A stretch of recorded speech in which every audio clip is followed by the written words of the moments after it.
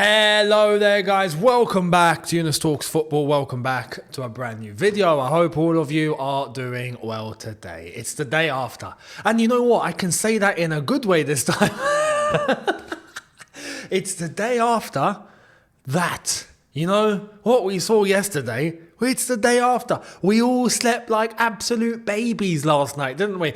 Especially the Nigerian Chelsea fans and the Ivorian Chelsea fans. You lot have had the best 24 hours I think you're probably going to ask for. The only way it gets better is if... It's a shame that the AFCON final doesn't come anywhere near the League Cup final, because that would be topping it.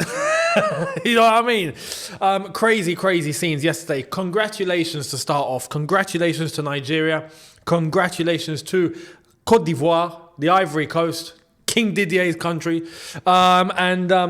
they've made it to the Africa Cup of Nations final.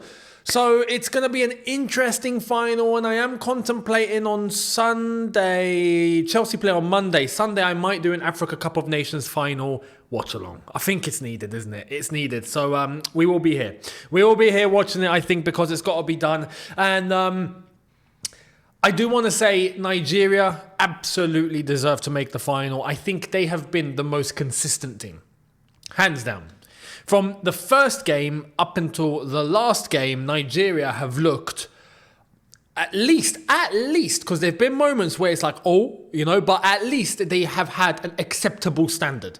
Many teams have either started off well and then fallen off, or they started off really badly and then got there and then dropped out the competition, except for the Ivory Coast. They started horrifically. They were this close to getting eliminated in the group stage. And if it wasn't for two other teams that had performed badly in the group stage that finished third, they wouldn't have made it.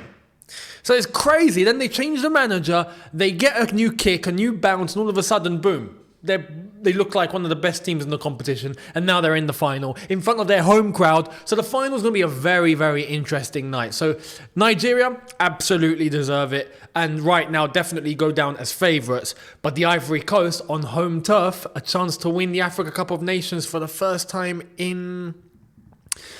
Did they win it in 2015, if I'm not mistaken? 2015 was when they won it, innit? So, yeah, it's not been too long when it comes to Africa Cup of Nations and the previous winners.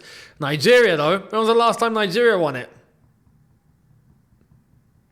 When was the last time Nigeria won it, actually? They won it in 1980.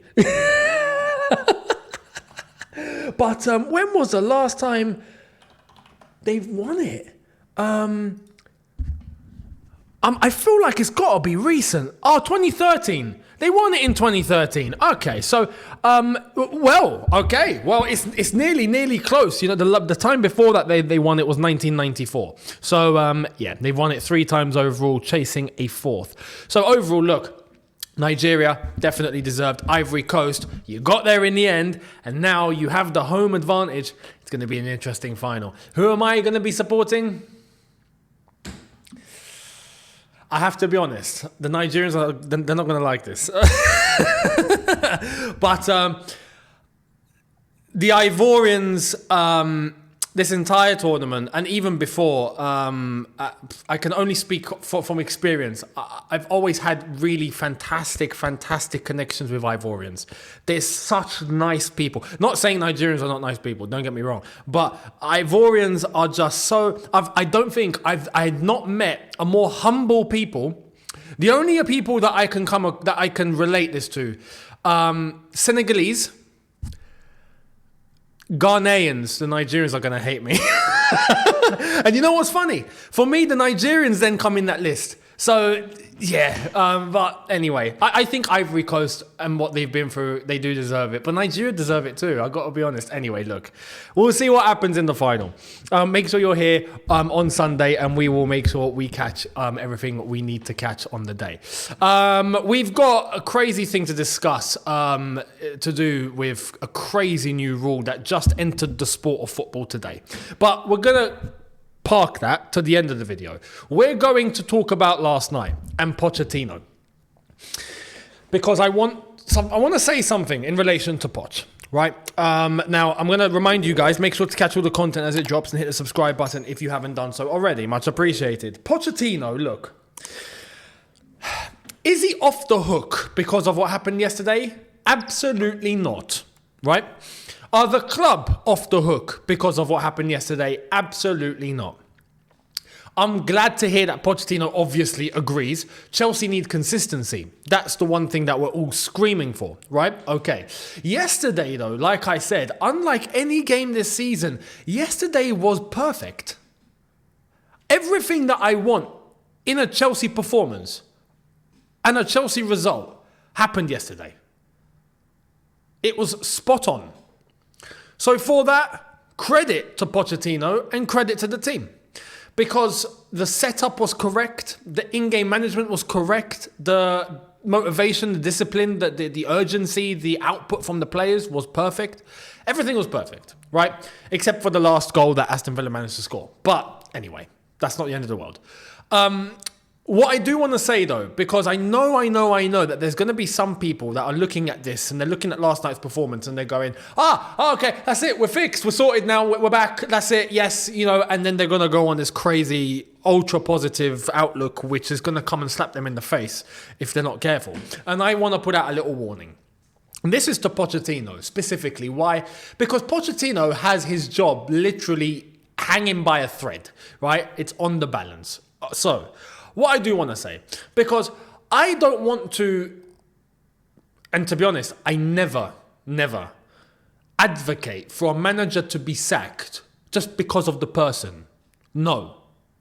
Like, I base it on what have you brought, mate? What have you done? And then we're judging from that. Simple as that. Pochettino, for me, has just been very underwhelming. It's not all his fault. I appreciate that. It's not all his fault, which is why I've been looking upstairs, which is why I've been telling you about the owners, the directors, the way that the club is being run, the transfer policy, the strategy of the model, everything that we are doing, as far as I'm concerned, is not what's going to bring Chelsea back to the top. Pochettino doesn't have much input into that. No manager would really have that much input unless if they started from the beginning.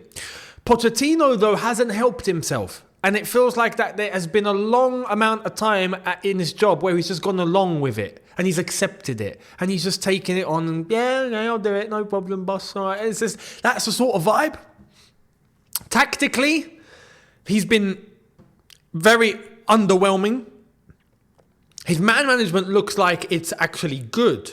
Man management. And you can tell, yesterday was a big example.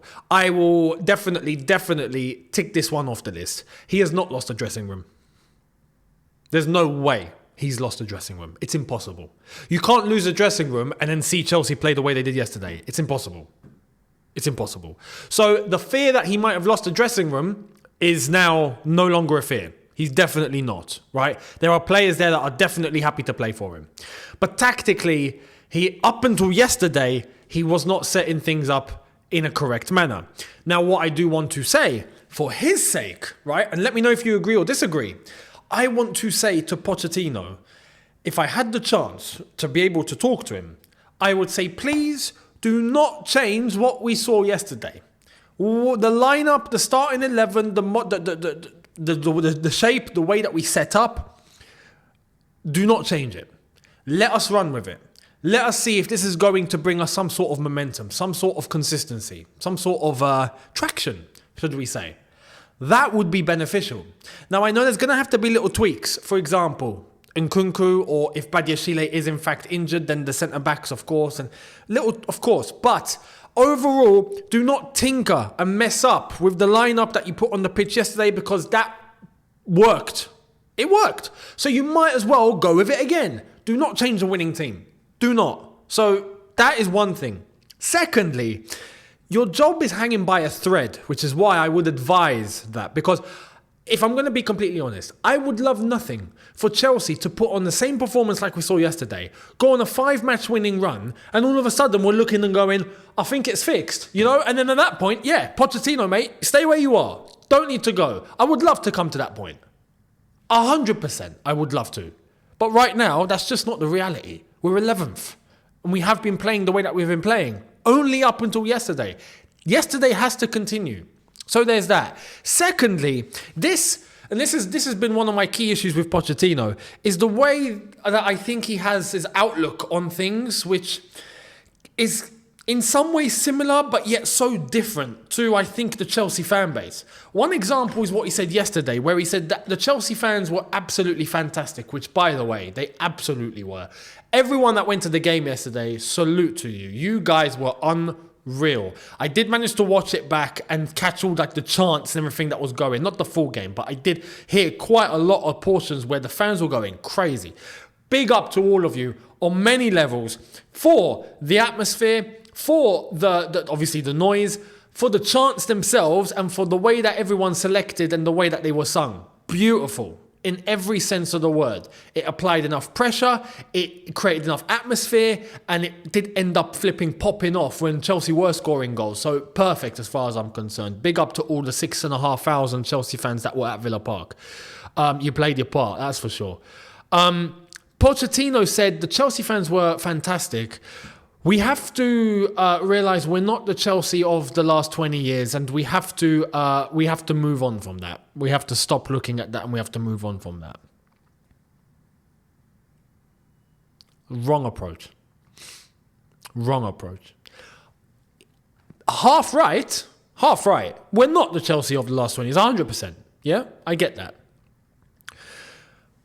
But I don't want everyone to look at Chelsea and go, okay, because of that then, if we're 11th, okay, it's fine then, don't worry. We'll be there in 3 years' time.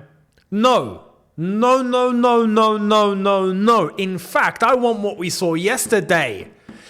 This is the answer to his question or his statement that I really want to bring home. Ironically, yesterday's Chelsea that we saw was reminiscent of the Chelsea that we were watching for the last 20 years. So we can do it. Clearly, we can do it. That's my point. It's not a thing of ignore the last 20 years and say, we're no longer that team. No, why? Why not try to be that team? Why not try to strive and make sure you push yourselves to be that team? Because clearly, look, yesterday was the closest I felt to Chelsea, or let's say old school Chelsea, in flipping ages, man. You could even include last season in this if you want, because that was horrific. It's been so long since I've watched Chelsea in a game and I've gone, this is Chelsea. Yesterday was it. I have no complaints from yesterday. Everything was perfect. Why can't we get that more? So clearly we have the ability. Clearly we do have what it takes in this squad to be able to put on something like that. Don't say, let's just forget, let's not be of the Chelsea of the last 20 years. Why not look at yesterday and go, that was reminiscent of the Chelsea from the last 20 years. Let's be more like that. If Pochettino takes that attitude and is honest and open enough when he talks, like, to be honest, he was yesterday, and fair play to him. That was the first time I really saw Pochettino truly, really open up. If he does that and he's himself, and he has that drive to push Chelsea to the limit, much like the pressure did push the team yesterday, and he did change what he changed and it worked, why not do that more? Because if you do that more, believe me, at that point, the Chelsea fan base will be completely behind you, Pochettino. 100%. But are we going to get that? Let's wait and see. It's a big question mark. Matisse put it beautifully. Was this just a one-night stand? Or is this the beginning of a beautiful marriage? We don't know. We have to wait to Palace, then the game after, and then go from there. Let me know your thoughts down below. Much appreciated. Now, I'm just going to read this out, and then I'm going to react. Read this. Check this out. A blue card will be introduced to football as part of sin bin trials. If a blue card is given, the player will be removed from the field for 10 minutes if they commit a cynical foul or show dissent.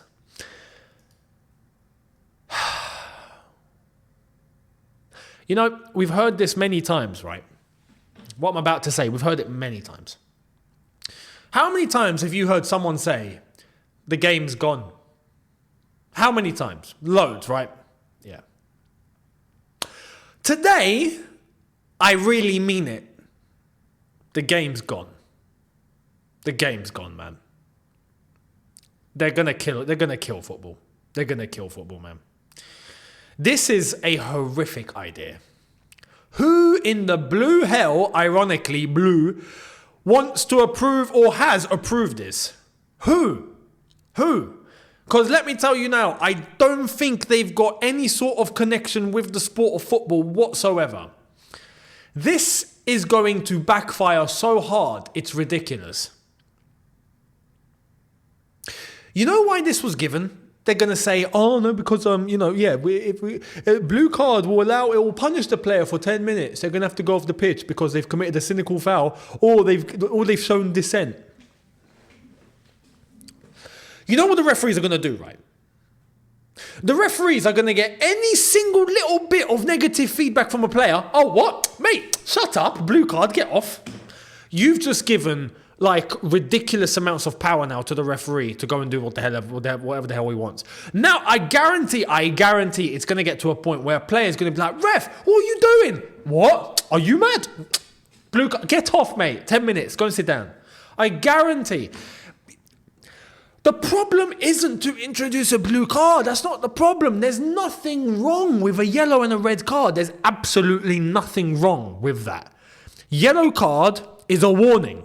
Do it again, you get sent off. What is wrong with that? But you know what the problem is? The problem isn't the yellow card and the red card. Like they've only gone and flipping added a third card to the problem. Fantastic. The problem are the referees that are literally going off of emotion and they don't know what they're doing. They don't know how to manage games. They don't know how to hold on to power. They don't know how to control situations.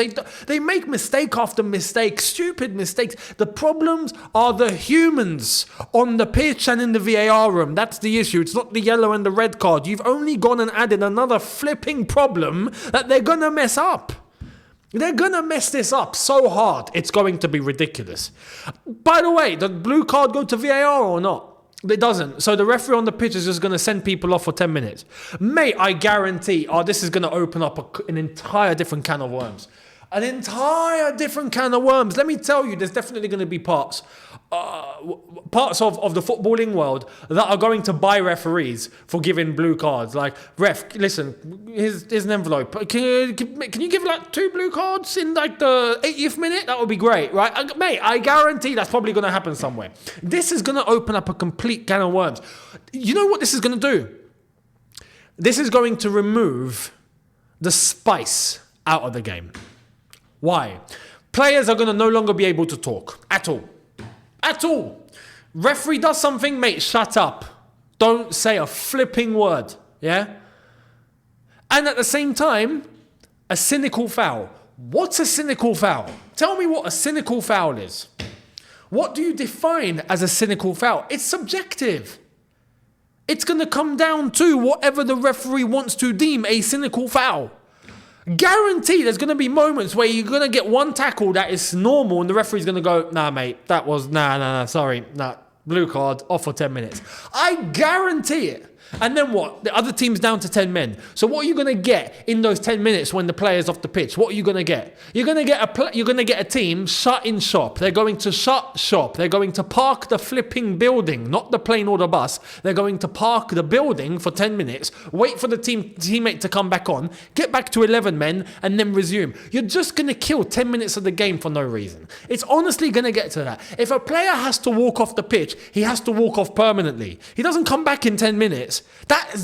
Look, this concept has worked in the sport of rugby. It's worked in other worlds. It's not going to work in football. Football has gone on for way too long and has developed way too far to now be messing about with the fundamental rules to change the entire game completely. Everything that the development of football has been based on the current rule set. Now you're going to shift it. It's just going to go horribly wrong. Horribly wrong. It's easy. Referees, do your job. Have control. Allow players to voice their opinion. If it gets to a level of abuse, then okay. Listen, mate, yellow card, that's dissent. If you get a player that's going to be... Listen, it should be completely objective, not subjective. It should be complete. A player swears at you or a player abuses... dissent. That's dissent. If a player's going to come up to you in the raw of the emotion, in the moment, and go, ref, what kind of decision is that? How are you giving that? That's not dissent. That's not dissent. But in today's game, referee will go, excuse me, yellow card, dissent. Like, what? No. But that's what's going on. So because of that now, those players are going to be sent off, which means, okay, the managers are now going to tell the players, listen, just shut up. So what's that going to do? Bring the emotion down. Going to kill a game. It's going to kill the game. Player goes off for 10 minutes now. 10 minutes of the game's going to be killed. Because now the team's just going to defend. Wait for the teammate to come back on and then go again. It's just, this is stupid. This is so stupid. It's ridiculous. It's so dumb. It's outrageous. So, is the game gone? Yeah, I think it is. Chelsea, listen, please go and win the League Cup and the FA Cup in this last remaining season of normality before we get this madness next season. Because if this kicks off, then flipping out, bruv. I don't know what to say. I feel sorry for future generations. They're going to end up with such a watered down version of the sport. I'm very happy to have been alive when it was at its peak. I think we can agree. Kids coming into the game now, I'm very sorry. I'm very sorry. But you know, you can come back to this video in 20 years' time and you can't hold anything against me. I spoke out against it. I spoke out against it. This is such a dumb idea. So let me know your thoughts down below. I'd love to get your opinions on this. I think it's ridiculous. Do you? Or do you think it's a good idea? Let me know down below. Much appreciated. And I will see all of you tomorrow for a brand new one. Thank you all so much. Do not forget to hit the subscribe button if you haven't done so already. Hit the notification bell to be notified once I've uploaded. Smash the like button if you've enjoyed this. Check out the socials. Link in the description, and they are on screen right now. Thank you all very much. Comments in the comments, much appreciated, and I will see all of you tomorrow. In a bit, people. Have a good one. See you tomorrow. Take care, and peace.